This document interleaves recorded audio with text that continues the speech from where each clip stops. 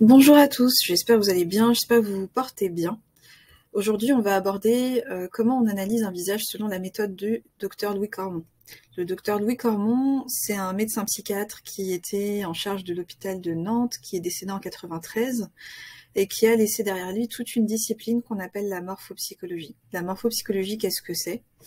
Déjà, je tiens à dire que je ne suis pas psychologue, même si le mot est imbriqué dans le mot de la discipline en soi, mais morpho, c'est les formes, et psychologue, c'est vraiment pour dire qu'en fait, on fait le lien entre les formes du visage, donc l'observation des formes du visage, avec les traits de personnalité, le psyché, en fait, ce qui constitue le psyché.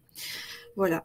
Et le docteur Louis Cormon, donc c'était un médecin psychiatre qui est décédé en 93, qui était à la tête de l'hôpital de Nantes et qui a fait des travaux qui ont permis aujourd'hui d'avoir une méthode extrêmement fiable, basée sur l'observation uniquement du visage, qui permet de reconstituer toute la personnalité d'un individu, jusqu'à un certain niveau de détail très poussé.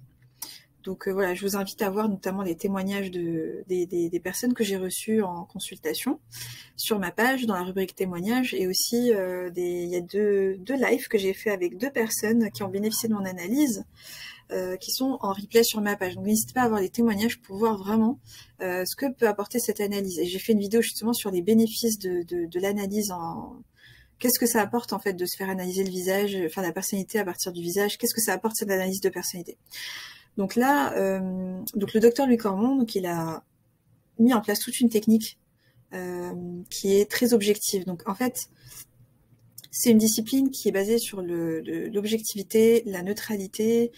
Il n'y a pas d'ésotérisme, il n'y a pas de subjectivité, il n'y a pas d'intuition dedans.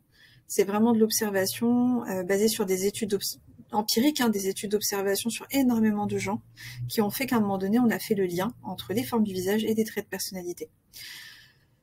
Alors, je vais passer à ce slide en fait pour vous expliquer moi comment je procède. C'est vraiment les grandes lignes parce que tout ça va être proposé dans ma formation que je suis mais vraiment en train de finaliser. Donc si vous regardez cette vidéo, peut-être qu'elle est déjà terminée parce que cette vidéo va rester en ligne un moment, ou elle est en cours de préparation, en tout cas aujourd'hui. Comment fonctionne la méthode d'analyse du docteur Louis Cormon ?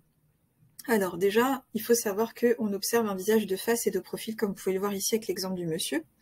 Face-profil. C'est face, profil droit, profil gauche, pour aller plus loin.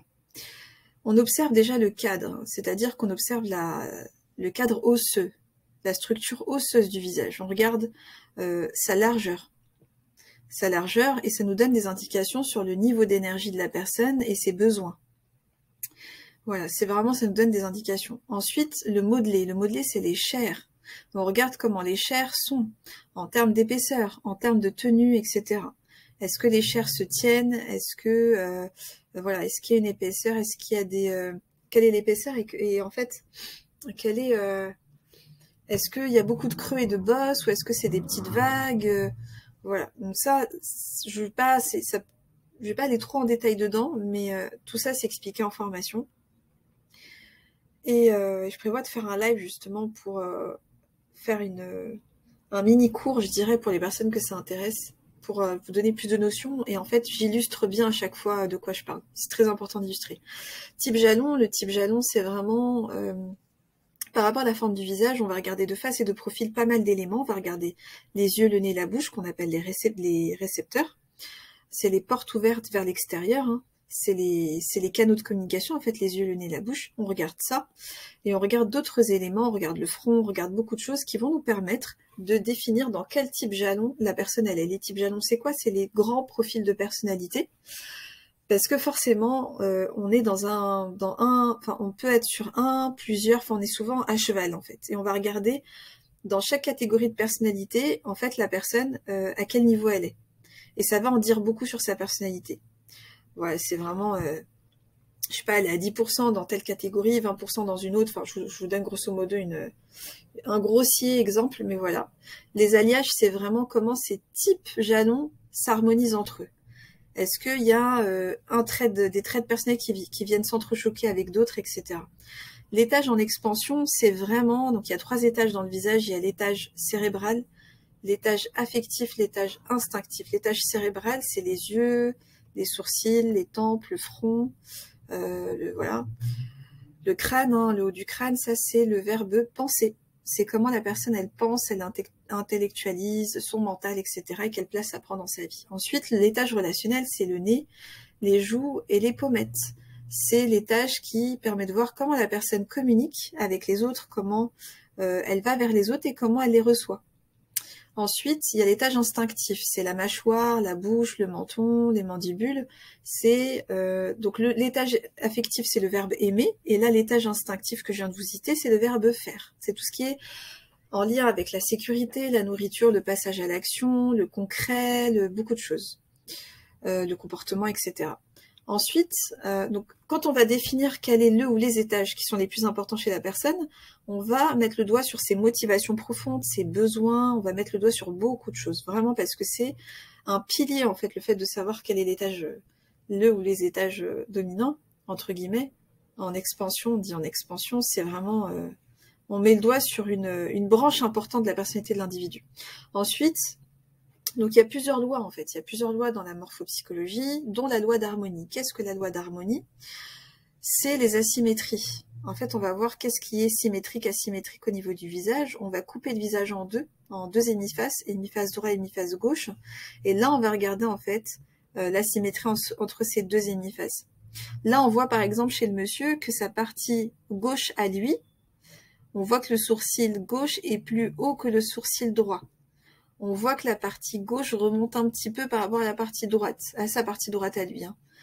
Donc là, vous voyez, c'est un exemple d'analyse de constatation que je fais là. Ensuite, on va voir les composantes. Chez un homme, on regarde la composante féminine. C'est un peu la polarité féminine. C'est quels sont les éléments est-ce que c'est quelqu'un plutôt dans la... quel est le niveau de douceur que cette personne est là? Quel est le niveau de passivité? Voilà. Ou est-ce que c'est plutôt quelqu'un de très actif et très masculin, entre guillemets, finalement. Et pareil pour une femme, chez une femme, on va regarder la composante masculine. Et bien d'autres éléments, là, je ne vais pas trop dans le détail. Ensuite, en fait, il y a d'autres éléments qu'on voit en formation, parce qu'il y a pas mal d'éléments, et qui sont très abordables, hein, faut pas s'inquiéter par rapport à ça. Ensuite, on va assembler tout ce qu'on a observé, on va l'assembler. On va l'assembler, c'est comme un puzzle, en fait. On va mettre en parallèle ces éléments-là, on va voir qu'est-ce qui s'entrechoque, qu'est-ce qui va ensemble, qu'est-ce qui va dans la même direction, qu'est-ce qui vient créer des conflits internes, on regarde vraiment tout. Donc en fait, on voit en fait quand la personne elle a des choses qui viennent un peu qui viennent impacter sa vie, que ce soit en positif ou en négatif, je dirais. Et tout ça, on lui met sur la table et la personne elle vient justement pour qu'on lui exprime tout ça, pour qu'elle ait vraiment une conscience de tout. Ce qui se passe dans sa vie, de comment elle fonctionne, de son mode d'emploi, de tout en fait, et y compris les conflits internes. Ses besoins, tout. Là où elle est le plus à l'aise, là où elle est le moins à l'aise, on voit énormément de choses. Moi, je fais une rédaction. Alors, tous le font pas. Moi, je fais une rédaction. Quand je rédige, c'est à peu près une dizaine de pages environ. Ça peut être 9 pages, comme 11 pages, comme 12 pages. C'est une analyse vraiment complète, rédigée que je fais, en plus de l'entretien qu'on a ensemble, selon la formule qui a été choisie par la personne. Voilà, et donc on restitue, il y a vraiment beaucoup d'éléments, et sachant qu'en plus on connaît pas la personne, mais on se base vraiment que sur cette technique pour en tirer sa personnalité. Et voilà. Ensuite, on restitue l'analyse à la clientèle, à la personne qu'on a en face qui est venue nous voir pour ça. On choisit les mots sont très importants. Et voilà. Donc ensuite, la personne, en fait, elle va intégrer ça. Donc il y a une partie consciente et inconsciente. Il y a forcément une partie inconsciente aussi qui va intégrer les choses, parce qu'on met à la surface, on fait remonter des choses qui sont de l'ordre du conscient et de l'inconscient. Mais en sécurité, bien entendu, parce que des fois, il y a des personnes qui ont peur. Je leur dis, il n'y a pas du tout à avoir peur, en fait. Il n'y a aucun problème. Vous ressortez de là, vous êtes plutôt dans un bon état, en fait. Vous êtes mieux que quand vous êtes venu me voir au début. En fait, c'est ça l'objectif, c'est le changement. Le portrait morphopsychologique crée un changement chez la personne, mais positif. Vraiment, c'est une grosse prise de conscience sur sa vie, sur qui elle est, comment elle fonctionne, et ça ne peut que être bien pour elle par la suite. Si vous êtes intéressé par une analyse, vous pouvez réserver un appel, ça vous engage à rien. Donc le lien il est en bio de la page, soit la chaîne de ma chaîne YouTube, là sous la vidéo, soit sur la page Instagram, et je serai ravie de vous d'échanger avec vous, de vous expliquer davantage et de voir en fait, de vous expliquer comment la morphopsychologie peut répondre à vos besoins. Donc n'hésitez surtout pas, portez-vous bien et à très vite.